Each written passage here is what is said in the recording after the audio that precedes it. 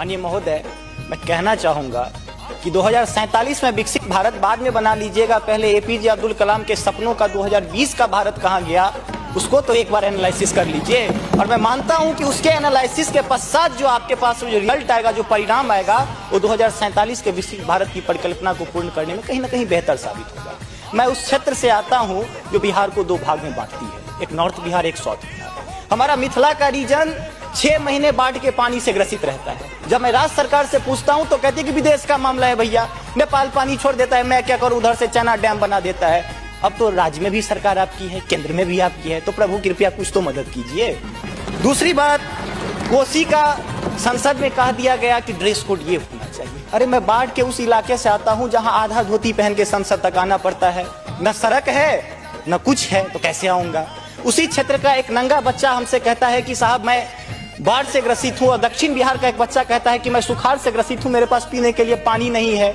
बीच वाला एरिया कहता है मैं नरसंहार से परेशान हूं। तो बिहार की एक परिभाषा बनती है कि उत्तर में बाढ़ है, दक्षिण में सुखाड़ है, बाकी जो बचा नरसंहार है, यही बिहार है।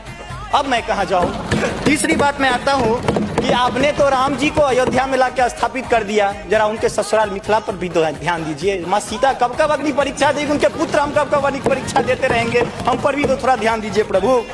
बाढ़ का पानी जब हमारे बिहार से निकलता है तो लगे लगे बंगाल चला जाता है, और जो भी हमारे पास रोजी रोटी रहती है खत्म हो जाती है। तो मेरी पत्नी भी कहती है कि लागल लागल सजन धक्का सलम कलकत्ता चल, अब कितना आगे चल। आगे आते हैं, और पर्यटन की पर्याप्त संभावना है। एक बार आप कृपा करके देखिए, पर्यटन मंत्री बैठे हुए हैं, अब ताजमहल मुमताज महल की याद में बना, आपने उसको 7वां अजूबा में शामिल कर दिया। अरे हमारे यहाँ गया में दशरथ माँ जी छेनी लेके पूरा पहाड़ तोड़ दिए, इससे बड़ी और क्या बात हो सकती है। उसको पर्यटन के लिए रखिए। और ये जो भूखमरी, बेरोजगारी, अशिक्षित राज्य की जो हम पर वो जो पीठ पर धो रहे हैं, वो हमको इसी तरह की कविता याद दिलाती है कि तू सिंह मारती गैसी, मैं कोने में दुबका बैल प्रिय, मैं पीपल सा सीधा साधा, तू मुझ पे लटकी चुड़ैल प्रिय। तो ये अशिक्षा, बेरोजगारी हम पर चुड़ैल की तरह लटकी है। तो there is politics behind every politics.